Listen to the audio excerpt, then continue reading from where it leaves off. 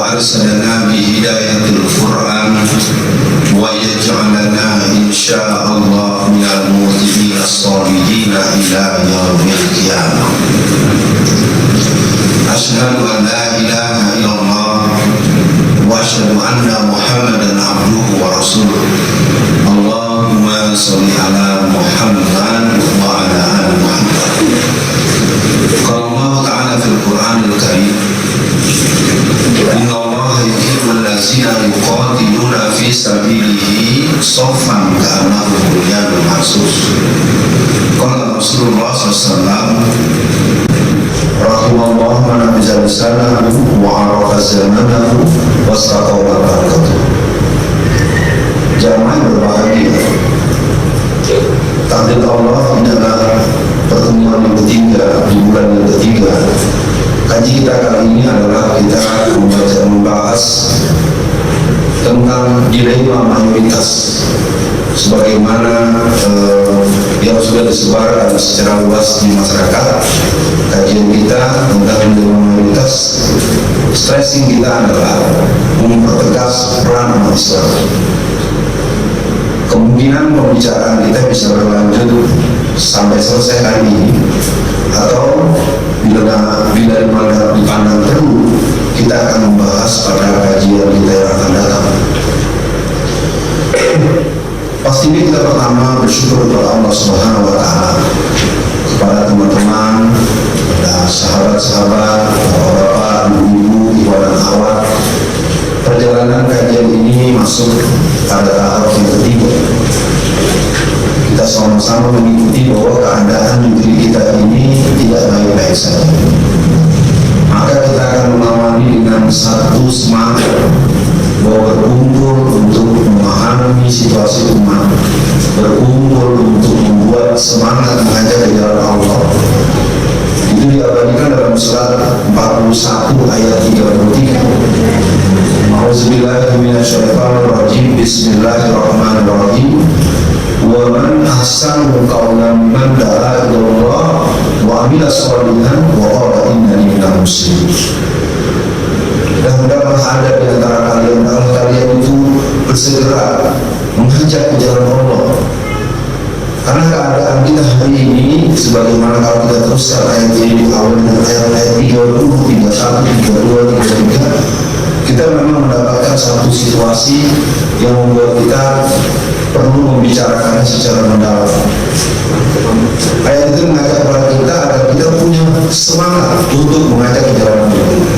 Karena dalam kehidupan sosiologi masyarakat kita, banyak ajakan lain kepada jalan yang bukan jalan Allah. Kita awali dengan apa sih yang dimaksud dengan dilema? Karena kajian kita pada hari ini dilema mayoritas. Jangan sampai kita mempunyai sebutan tentang sebuah terminologi, tetapi kita tidak tahu artinya. Itu nanti bisa terjadi miskonsepsi atau multitafsir. Dilema adalah situasi sulit yang mengharuskan orang-orang atau kita untuk menentukan pilihan. Kita punya dilema banyak sebagai umat mayoritas.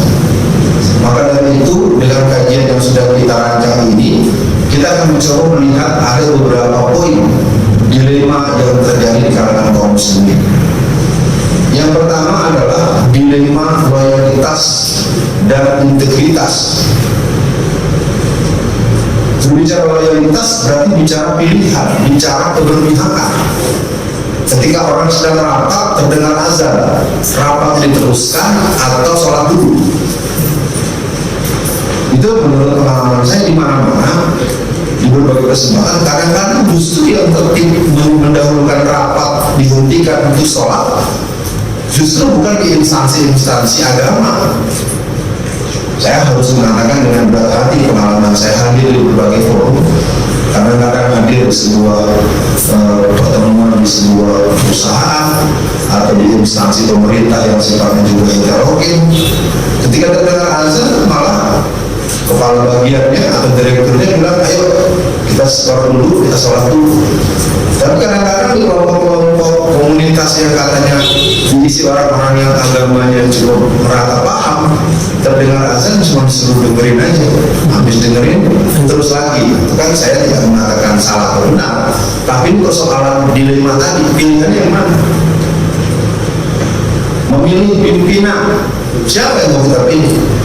Karena kita memang punya dilema loyalitas, sebetulnya bermula dari pemahaman konsepsi dasar tentang agama kita. Itu sudah kita bahas pada kajian pertama. Kajian pertama kita sudah membahas posisi Islam. Kajian kedua kita bicara kembali ke panduan Islam. Jadi kalau nanti teman-teman yang hadir pada tim agar bisa mengirimkan video-video yang sebelumnya, yang anggota grup dikirimkan nih materi kajian yang pertama dan kajian kedua. Karena ada juga orang yang menyoal, nih Ustaz Alfian ini ada kajian rutin, emangnya ada silabusnya? Ya, walaupun begini saya 20-an lebih, bahkan 30 tahun lebih jadi dosen pendidikan. Kalau keilmuan pasti saya harus banyak belajar, pasti saya banyak kekurangan. Gak ada orang, kalau kata orang-orang Betawi bilang di atas langit ada langit. Gak bisa orang merasa pintar sendiri. Tapi prinsipnya kita akan belajar bersama. Yang pertama, dilema loyalitas. Kita mau belain yang mana dulu? Termasuk kita mau belajar di warung Pak Haji atau di Indomaret atau di Alfamart dengan barang yang sama dengan selisih yang cuma 500 rupiah. Nah, itulah sekarang lemah dilema loyalitas kita. Kalau integritas itu bicara sikap kepribadian. Yang kedua, dilema kuantitas. Kita banyak, tapi banyaknya kita nggak direken kalau bahasa Betawi. Dan itu kami contoh kasus. Di Lipo Karawaci Tangerang, sini Lipo Karawaci sebelah sana, itu penduduk muslimnya ada 1.500-an. Padahal menurut undang-undang negara kita ada yang namanya SKB 3 Menteri. Membangun rumah ibadah menurut peraturan pemerintah adalah apabila warga yang berdomisili di tempat itu sebanyak 90 kakak. Ini 9 misalnya rumah. Kalau ada 9 di sini, sekitar sini ada 90 kakak. Dia punya kakak, KTP, dulu sini di lingkungan sini 90 orang. Maka dia boleh mengusulkan membangun rumah ibadah. Tapi apa yang terjadi dengan kaum muslimin yang ada di Lipo Karawaci Tangerang? Mereka tidak boleh bangun masjid, dan mereka boleh bangun masjid asalkan punya 500 kakak. Coba, mana nggak ada yang nyoal, mana DPRD-nya, mana wali kotanya, mana bupatinya? Artinya saya ingin katakan, kita ini mayoritas, tapi dia diperlakukan tidak adil oleh orang lain, kita diam saja, padahal ada peraturannya.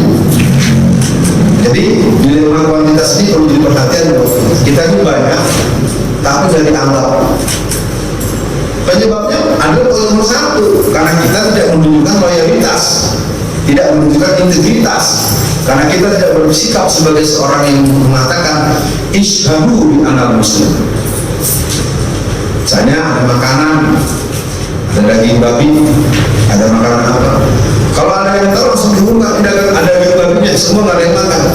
Nah, pengalaman saya bergaul, berdakwah, justru di kalangan angkatan muda secara komunitas tertentu malah ada yang suka hobi datang ke tempat-tempat yang begitu. Kita mau bilang selalu hak saya uang sendiri, bayar sendiri. Oke, yang kedua itu nanti kita akan bahas bagaimana tadi pemandu acara menyebut beberapa fenomena. Kita selesaikan dulu. Kalau bicara dilema kuantitas, kita adalah umat mayoritas yang jumlahnya mendekati angka 87,21% menurut Biro Pusat Statistik per hasil sensus 2010.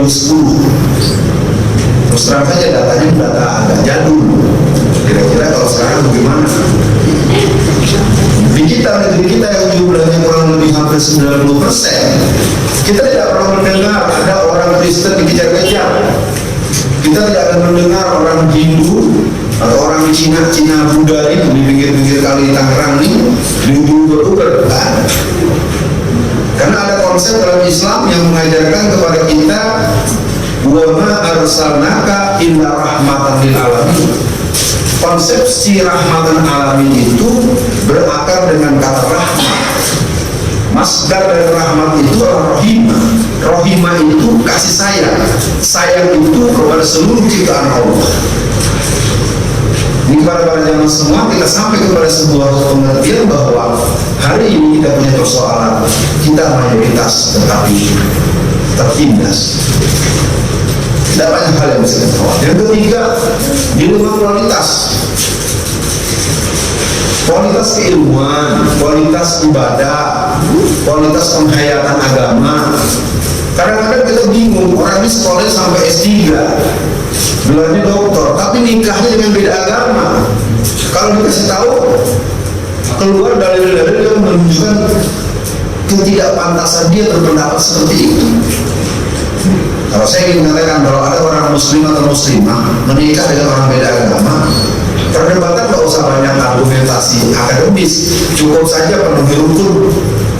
Buat kita semua kalau kita ketemu sama orang-orang yang sok pinter, sok doktor, sok sekolah tinggi di Amerika, kalau ada orang mau menikah, penuhi dulu pertama rukun nikah.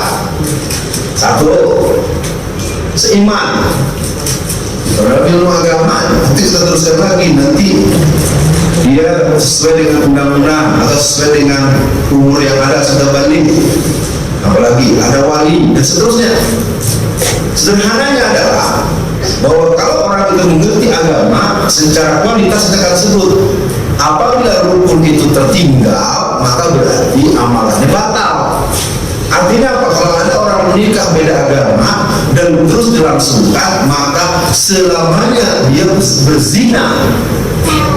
Jadi kalau diomong begini, yang disalahin Ustaz ini telah menentang hak asasi manusia. Perlu dipahami dalam kehidupan ini para jamaah sekalian, kalau ada orang bicara hak asasi manusia, ada kewajiban asasi manusia. Di konsepsi-konsepsi ini terus terang menjadi hal yang sangat lemah di kalangan masyarakat kita, sehingga ketika dibenturkan dengan konsep-konsep yang bukan punya kita tidak sanggup untuk membantah. Kalau ada hak asasi, ada kewajiban asasi. Oke, karena ini pengantar, kita coba masuk di bagian keempat. Kalau tadi loyalitas dan integritas, yang kedua kuantitas, yang ketiga kualitas, yang keempat profesionalitas. Profesional. Kita ambil saja contoh di masjid-masjid. Saya aktif sejak tahun 82 di remaja masjid, ikut-ikutan. Sampai hari kalau kita mau tengok, mari kita tanya dengan bahasa yang tentu bukan bermaksud mendudukan atau menyerang. Masjid yang toiletnya lebih rapi dan lebih wangi dari toilet supermall, ada berapa di lingkungan kita?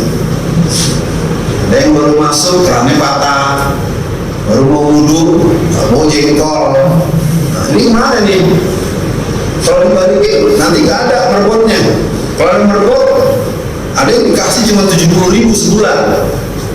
Ya jamaah perlu tahu, saya pernah memimpin jaringan masjid di Tangerang Raya, juga pernah jadi ketua majelis surah masjid Tangerang Raya. Satu hari saya datang ke sebuah masjid yang ada di bagian di lingkungan di lingkar Tangerang ini.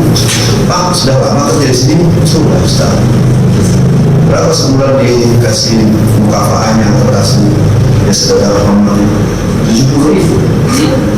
Sementara pengurus masjid dengan gagahnya mengumumkan pengumuman uang kas masjid ini 719 juta. Untuk apa pamer-pamer uang kas besar itu sementara ngasih honor merbot cuma 70.000 sebulan? Saya tidak berlebihan. Mudah-mudahan omongan ini jadi renungan buat yang nanti bisa menyimak kalau acara kita, video kita menjadi konsumsi umum. Profesionalitasnya bentuknya macam-macam. Gimana orang mau memberikan pemberian kerja yang maksimal 70.000 sebulan? Dikasih 700.000 sebulan juga orang masih mikir-mikir. Oh, kalau di masjid harus ikhlas. Ikhlas itu bukan gratis. Kalau Anda naik pergi haji harus ikhlas. Iya, ikhlas pergi haji. Dan tentu saja ONH-nya bayar. Seorang pilot, Anda di pilot, oh pesawat harus ikhlas. Ikhlas, tapi gajinya 25 juta sebulan. Jadi jangan sampai memilahkan ikhlas itu dengan gratis. Kalau bicara profesional, kita akan catatkan. Ada di sebuah masjid yang baca pengumumannya dia, yang azannya dia, di Ini malu, saya sebenarnya menyampaikan dalam kajian seperti itu malu juga, tapi ini fakta nih. Kadang-kadang justru di masjid-masjid yang dekat dengan rumah ulama atau tokoh-tokoh atau mubalik-mubalik terkenal, malah masjid-masjid itu sering ada khotib. Kenapa? Karena ustaz terkenalnya ceramahnya kemana-mana, khutbahnya kemana-mana. Bila ke rumah dia ternyata tidak terjadi proses reproduksi kader-kader. Ya, ini sebagai pengetahuan buat kita. Maka kita akan akhiri untuk dilema kita yang kelima adalah dilema perang. Sekolahnya jauh sampai Mekah, sampai Madinah. Di masyarakat kalau ada seorang tamatan sekolah agama diketahui sebagai orang yang sekolah agama, itu kalau nanti dia di masyarakat kalau habis ada acara apa paling-paling cuma suruh baca doa. Padahal kuliahnya ilmunya sampai setinggi mana gitu, karena bukan dia yang ngisi atau dia bukan pemberi materinya, cuma tentang baca doa. Dan ini menurut saya perlu jadi catatan, karena dalam beberapa para ahli sosiologi Islam itu menyoal kita itu lemah dalam sosio leadership spiritual. Jadi ya boleh contohnya misalkan sekarang mobil kada, ada beberapa calon itu dibatalkan dengan sinis. Ustaz, misalkan dia mengaji masjid aja, di wali kota. Padahal dia punya dasar ilmu yang baik, dia punya kemampuan ekonomi yang cukup, dia punya pengalaman berstruktur yang memadai. Nah, inilah 5 dilema yang mungkin sebagai pengantar. Kita akan lihat berikutnya bagaimana kenyataan. Realitas umat Islam hari ini menjadi satu pelajaran buat kita. Satu di antara yang perlu kita renungkan adalah kita umat yang terpinggirkan. Jadi mayoritas yang terpinggirkan, poin pertama, mudah-mudahan menjadi catatan mendalam buat kita. Dari sekian belas stasiun televisi, programnya cuma 2, program bahasa Inggris dan bahasa Cina. Tidak ada satupun stasiun TV yang punya program bahasa Arab. Di mana nyangkutnya? Padahal wakil presidennya ulama. Kalau sekarang, tolong jadi perhatian buat kenapa program bahasa Arab tidak ada di Indonesia. Di media mainstream hampir tidak ada. Film-film berbahasa Arab pun jarang langka. Yang ada bahasa Turki, yang ada bahasa Korea, bahasa India. Ini catatan buat kita. Yang pertama adalah yang berhubungan dengan program-program yang membuat kita bisa membuka cakrawala dunia bahasa. Karena Rasulullah mengatakan bahasa itu adalah kunci. Yang kedua adalah terpinggirkan secara identitas. Saya ingat tahun 1992 dulu ada kasus yang namanya jilbab racun. Ya, saya ingin katakan buat semua yang hadir pada kajian ketiga kali ini, kelompok-kelompok kafir di negeri ini sangat berkeinginan jangan pernah muncul pemimpin-pemimpin yang punya karakter Islam. Contoh yang paling jelas sekarang adalah upaya yang kerap ditampilkan oleh Pak Anies Baswedan. Dengan segala macam kekurangan yang mungkin kita pernah tahu rekam jejak beliau beberapa puluh tahun lalu, beberapa belas tahun yang lalu, Pak Anies Baswedan jelas ada sosok yang dengan tegas dia membangun museum Rasulullah di Ancol. Suka ataupun tidak, beliau yang membolehkan Monas dipakai untuk bermacam kegiatan yang bisa dilakukan, yang oleh rezim terdahulu yang bicaranya sangat tidak bisa dipedomani, bahkan sekarang sudah berkampanye akan jadi presiden dan akan jadi ibu kota, jadi gubernur ibu kota baru yang tidak akan pernah dapat restu dari orang yang belum hakikat sejarah. Jadi yang kedua, terpinggir kali ini bukan sekedar biasa, ada strategi peminggiran, penguncilan, penggeseran identitas. Misalnya jilbab. Kenapa busana muslimat di negeri kita, di sekolah umum, di perguruan tinggi umum, di sekolah swasta umum, di SMA negeri, di SMP negeri, di SD negeri, ini kalau semua yang hadir, para jamaah yang ada di sini, berjilbab di Indonesia itu baru diperbolehkan per 16 Februari tahun 1991. Padahal kita merdeka dari tahun 45. Kita punya undang-undang dasar. Undang-undang dasar kita pasal 29 ayat 2 bahwa tiap-tiap warga negara berhak untuk menjalankan agamanya masing-masing.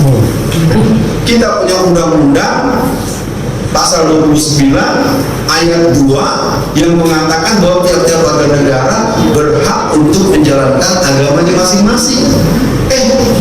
Tapi pakai jilbab di sekolah itu diusir. Saya ulang tadi kasus jilbab racun. Jilbab racun itu merupakan gerakan dari Indonesia bagian timur.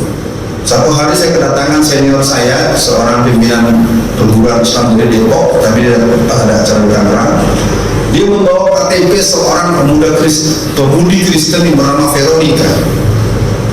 Kenapa dia bawa? Karena dia sempat mampir ke kantor polisi. Si Veronica ini adalah orang yang kerjanya menyebarkan racun di tempat bumbu-bumbu, tukang laksa, tukang bakso, tukang somai, dan dia berjilbab. Akhirnya orang pemuda Islam itu diikutin, terus orang ditangkap dia, dan kemudian dia diserahkan ke polisi. Pas dibuka, dibawa di dalamnya kalung salib. Nah, ini pernah terjadi juga di Tangerang sekitar tahun 2000-an, ketika ada latihan kepemimpinan pelajar muslimah yang dihadiri oleh 70 sekolah, 70 peserta dari 35 sekolah di Tangerang dan sekitarnya. Ketika pembahasan tentang bahaya kristenisasi, bahaya pemurtadan, ada satu orang peserta itu dari awal komplain, maaf kakak pemberi materi, tolong jangan bahas masalah agama lain. Padahal ini daurah Islam, daurah kelompok muslim, kita punya hak untuk menjelaskan bagaimana agama kita dan nasib dakwah kita. Diterangkan dulu terus tentang apa itu kristenisasi, bagaimana tahapan gerakan pemurtadan. Dia komplain lagi, maaf, kita ini harus lemah lembut, jangan menjelek-jelekan agama lain. Nah, sampailah di waktu si narasumber itu menerangkan lebih jauh, lebih dalam, lebih seru, lebih mengarah kepada fakta-fakta lapangan, si narasumber ini ditegur oleh si peserta tadi, hentikan materinya. Akhirnya narasumbernya kita nahan diri. Maaf ya deh, jadi tadi kamu ngeyel terus. Kebetulan itu daurah muslimah, narasumbernya muslimah juga. Kebetulan dia junior saya, dia ngadu pada saya. Tapi itu Pak, gini. Terus dibuka jilbab. Ternyata di balik salib dan balik jilbab itu ada kalung salib besar. Ini catatan buat kita, para angkatan muda Islam, para masyarakat kita kaum muslimin. Salah satu gerakan-gerakan misionaris itu mempunyai pola intelijen Kristen. Jadi kita jangan menganggap remeh kumpul-kumpul begini, komunitasnya sederhana, tapi ada saja yang ingin membuat cerita ini menjadi lain dari maksud tujuan. Baik, yang pertama adalah terpinggirkan. Yang kedua, kalah. Kita harus catat, mayoritas yang selalu dikalahkan. Beda, kalah itu berkala bertanding. Dikalahkan karena kita tidak diberi kesempatan, dan itu sistematik. Sering saya mengulang-ulang, nih saya keluarkan uang nih 50.000, tolong belikan kepada saya alhami dan salami. Kenapa kita tidak bisa? Kita belum pernah punya majalah Sabili yang tirasnya sampai 100.000 eksemplar. Mana? Alasannya apa? Oh, ini kan sekarang era digital. Buktinya koran yang lain ada, majalah yang lain masih jalan kok. Berarti ada persoalan di kita karena memang dihadang di jalan, dan sering terjadi para pemilik modal, kaum kafir, baik dari Zionis, komunis dan lain-lain itu, kalau ada majalah-majalah yang bagus beritanya itu dari pabriknya langsung diborong, dimasukkan ke tempat penghancur kertas. Jadi biar jangan mengerti bahwa kita pengajian seperti ini yang langsung dipandu oleh Ustaz Alfian Tanjung bukan iseng-iseng. Jadi saya punya posisi sebagai akhbar yang terutama fikul waqi, dan mengajak teman-teman untuk melihat bahwa ada keadaan negeri kita yang sebenarnya disistematisir bisnis. Kenapa kita sulit mencari konglomerat muslim dalam jumlah yang nominal banyak? Ini kritik, mudah-mudahan tidak tersinggung. Sini orang makan, sayang saya. Saya. Yang di Sumatera Barat saya ada, betul. Di Sumatera Barat sekarang ini susah nyari pengusaha, susah nyari pedagang, karena 73% masyarakat di Sumatera Barat itu pegawai. Berbeda dengan tahun 50-an, tahun 40-an, tahun 30-an. Ya, jadi mudah-mudahan para jamaah memahami bahwa kita akan tetap menyajikan, menghidangkan pembahasan-pembahasan. Ya kalau bahasa saya, ya Anda akan kehilangan arah kita untuk menghadapi situasi-situasi tertentu. Di bidang bisnis ini kita sebenarnya punya potensi banyak. Contohnya sederhana, kita yang pergi haji, Cina yang kaya. Coba lihat sejadah merek Cina semua, karpetnya buatan Cina semua. Ya, ini kan itu dia yang buat, yang untung dia lah. Nah, kita lihat, contoh lagi apalagi, pergi hajinya nggak bawa apa-apa, ntar pulang-pulang bawa forma sekarung, belinya di mana? Yang punya ngedrop Cina lagi. Oleh-oleh pusat, oleh-oleh umroh dan haji. Dia yang jual Pak Haji, tapi barangnya di drop sama budak Cina. Atau kita mau lihat sekarang jalur Serpong Raya. Saya pernah satu hari makan di warung Sunda, lagi makan asik karena tetehnya berjilbab, seneng lah kita belanja. Tapi kok si teteh satu melayani saya, yang satu lagi bentak-bentak sama si Unci tahu kan, bajunya kan gondal-gondal gitu. Bagaimana? Ini saya tanya, sate yang dimarah-marahin itu. Iya ini Pak, ini warung Sunda tapi yang punya orang Cina. Nah, ayo kita temukan daerah sini aja. Coba banyak juga rumah makan Padang punya orang Cina. Jadi sekarang Cina itu di mana-mana. Bahkan ada yang sudah percaya diri bakal jadi presiden. Padahal dia punya urusan dengan tanah sumber waras, BMW, tanah kalders. Jadi memang orang-orang kafir itu dia punya kesalahan yang sangat besar, tapi masih percaya diri. Kita salahnya dikit aja, contohnya banjir. Banjirnya di Jakarta, tapi yang ngamuk si Abu Janda, KTP-nya Bandung. Dia bilang apa? Gubernur idiot. Nanti dia sama juga menghina Ridwan Kamil. Ya, saya Ridwan Kamil lapor ke polisi tuh, karena itu head speech tuh, kalimat yang menyakitkan hati. Yang kedua politik. Dalam sidang Dewan Gereja per Desember 2007 itu diterangkan betul bahwa seluruh RT dan RW se-Indonesia harus direbut oleh orang-orang gereja. Jadi kalau kita memahami bahwa kita kaum muslimin, coba deh kalangan kita, soalnya pemilihan ketua RT, suaminya mau pamit, Ma, Bapak mau berangkat dulu. Mau kemana Pak? Mau pemilihan ketua RT. Langsung mukanya masuk. Silakan, tapi awas ya, memang nggak setuju kalau mau jadi ketua RT. Nah, ini kebanyakan ibu-ibu ini kalau suaminya mau jadi ketua RT itu marah. Kenapa? Lagi baru tidur, tok-tok-tok, gue RT, ada tetangga sebelah berantem, tok-tok-tok, RT. Tapi kalau suaminya bilang, aku mau mencalonkan jadi wali kota, kira-kira wajahnya beda nggak? Beda. Kalau mau nyalonin ketua RT, males. Tapi kalau nyalonkan jadi wali kota, kemana-mana jalan beda. Padahal baru calon. Calon wali kota, suami saya loh. Udah tahu belum Ceng? Suami saya ini calon kota loh. Nah, apa yang saya katakan bahwa kita selalu dikalahkan di bidang politik karena kita ditakut-takuti tidak boleh ngomong politik. Ngaji ya, nggak boleh ngomong politik di pengajian. Saya tidak sepakat di masjid jadi ajang kampanye. Nggak boleh memang, tetapi memahami situasi politik penting. Contoh, dari dulu sudah saya kembangkan rencana pembentukan Provinsi Kristen Tangerang Raya. Tapi kalau menurut pengalaman saya, pergaulan saya, lama-lama kejadian.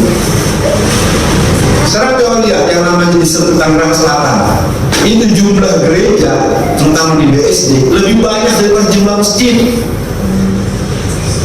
Sadar nggak kita kalau jumlah mereka lebih banyak, mereka akan melakukan kita seperti di agama Minahasa, atau seperti kita yang mengalami ini, di mana-mana umat Islam minoritas akan disikat, bukan sekedar diusir tapi dibantai. Jangan nunggu-nunggu, ya. Oh, itu orang Banten itu pesantren. Sekarang fakta ya. Kenapa jumlah gereja lebih banyak? Jumlah gereja itu lebih dari 177. Jumlah masjid nggak sampai 100. Nah, bikin gereja cepat. Lalu di Bekasi ada sebuah kompleks perumahan. Itu satu perumahan gerejanya ada 14. Padahal warga Kristennya cuma 7 keluarga.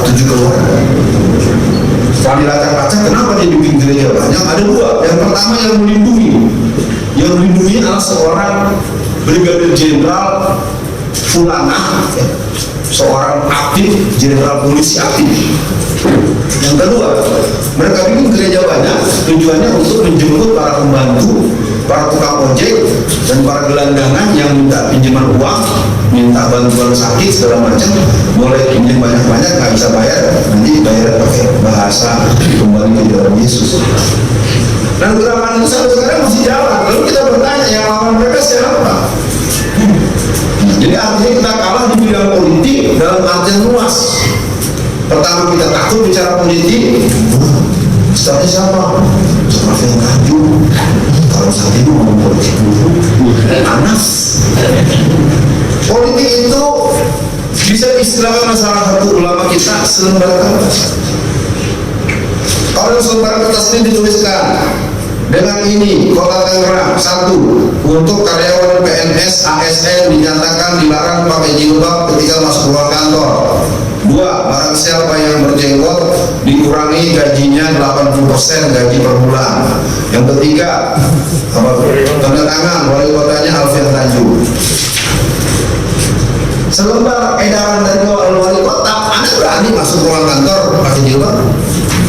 Karena waktu saya ke Sumatera Barat kan ada rumah makan. Di rumah makan saya tanya, ini biasanya kalau orang Putri Minang pakai jilbab, keles. Gak boleh Pak, gak boleh pakai jilbab sama yang punya restoran. Tahu nggak tuh orang-orang Sumatera Barat di Pelabuhan Udara Minangkabau itu ada restoran yang melarang karyawatinya berjilbab dengan perjanjian di atas kertas. Jadi biar tahu ini namanya politik. Perjanjian dengan ini, saya yang bernama Fulan 1, saya siap menjadi karyawan di sini. Selama bekerja saya tidak akan menggunakan busana muslimah. 2, saya tidak akan mempersoalkan. 3, apabila saya mempersoalkan, saya dinyatakan berhenti dan saya tidak boleh memperkarakan ke kantor polisi atau dengan hukum yang berlaku. Tapi harus pakai materai. Kalau dari begitu dia mempersoalkan, balik dia yang ditutup balik. Jadi biar tahu saja, jadi buat para hadirin semua, Bapak Ibu sekalian, supaya dipahami kajian kita tentang dilema mayoritas ini baru pengantar sepertiga ya. Waktunya ini paling 15 menit lagi. Yang ketiga, kenyataan mayoritas kita hari ini adalah mayoritas yang selalu disalahkan. Saya nanti di sini ada beberapa teman yang saya pikir pemikirannya cukup dalam. Sana di pondok sana ada pernah jadi ketua ISMI Kota Tangerang ya. Kalau yang menonton tuh orang ini mungil kecil, tapi otaknya 2000 giga. Ya. Pak Budi dia pernah jadi ketua ISMI Kota Tangerang. Kecil itu ketua ISMI Ikatan Cendekiawan Muslim Indonesia. Ketua langsung. Jadi kita selalu disalahkan. Bagaimana kan apapun yang kita lakukan, kita selalu dianggap salah. Kita berbuat apa dianggap salah. Kita begini, kita salah. Kalau ada yang mau datang, dikasih dia jadi berani masuk. Karena merasa terlambat, katanya dibanding. Kasihan. Nah, pada cara yang berbahaya, saya ingin mengajak pada kita pada hari ini, bahwasanya selalu disalahkan ini harus menjadi hal yang kita jawab. Sampai hari ini saja saya belum punya jawaban. Nanti boleh kalian membantu jawaban saya. Setiap ada konflik antara kelompok Islam dengan kelompok non-Islam, bentuknya apa saja? Apakah soal yang bersifat berisik, soal sampah, soal yang berhubungan kriminal? Kalau terjadi konfliknya antara kelompok Islam dengan kelompok bukan Islam dan itu dibawa ke ranah hukum di tingkat apapun, selalu kita disalahkan. Kita ambil yang agak ekstrim misalnya. Ketika terjadi peledakan Alam Sutra, saya berharap jamaah bisa memahami bahwa saya memang menekuni gerakan-gerakan secara cukup mendalam untuk kita sama-sama menyadari kita ini dibuat seperti ini. Ketika Alam Sutra kurang lebih 5 tahun yang lalu terledakan bom yang besar, beberapa toko hancur, luka-luka, tidak ada yang mati, memang hancurnya parah. Lalu dengan enaknya saja televisi, radio, Tangerang, radar segala macam lalu jadi peledakan di Alam Sutra dilakukan oleh teroris. Apa yang terjadi? Ketika terjadi proses pelacakan dari kepolisian, ternyata yang meledakkan Alam Sutra itu orang Kristen, pemuda gereja. Setelah itu nggak ada beritanya. Ini catatan buat kita. Jadi kajian kita pada hari tentang dilema mayoritas membuat kita harus berhitung. Kita harus selalu disalahkan. Contohnya Anies Baswedan. Banjir di Sulawesi Selatan yang salah Anies Baswedan. Banjirnya di Bandung yang salah Anies Baswedan. Coba. Padahal kita juga sama tahu berapa banyak gorong-gorong yang dimasukkan pasir-pasir yang di karung-karung itu dalam jumlah besar di pulau itu. Itu namanya sabotase. Sabotase itu kerjaan orang-orang yang berpaham komunis PKI dan itu. Jadi kalau mau tahu saya sebagai yang menekuni gerakan komunis yang orang suka sebut saya pakar PKI, apa yang terjadi dengan melemparkan karung-karung pasir dalam jumlah yang banyak berdekat itu ke gorong-gorong? Karena ada orang yang suka masuk gorong-gorong, kalau ada semprot pasir yang masuk gorong-gorong. Masuk gorong-gorong pasir. Itu namanya sabotase. Gerakan sabotase itu biasa dipakai oleh kelompok komunis sejak tahun 40 tahun 50. Itu kan videonya ada ya, bisa di zoom kan. Kita angkat, mesti polisi yang angkat itu. Nah, polisi nggak ngapa-ngapain biasa begitu. Nah, baik, yang keempat. Yang keempat mungkin renungan buat kita sebagai mayoritas yang ternyata kurang proaktif, kurang pro-inisiatif, kurang progresif. Umat Islam punya rumah sakit, Kodar walaupun dengan berbagai kritik, atau rumah sakit sebagai apa ini? Satu, Sepol. Kondisi mengenaskan. Tapi ada nggak di kelompok rumah sakit Islam itu kegiatan-kegiatan yang agresif? Hampir nggak ada.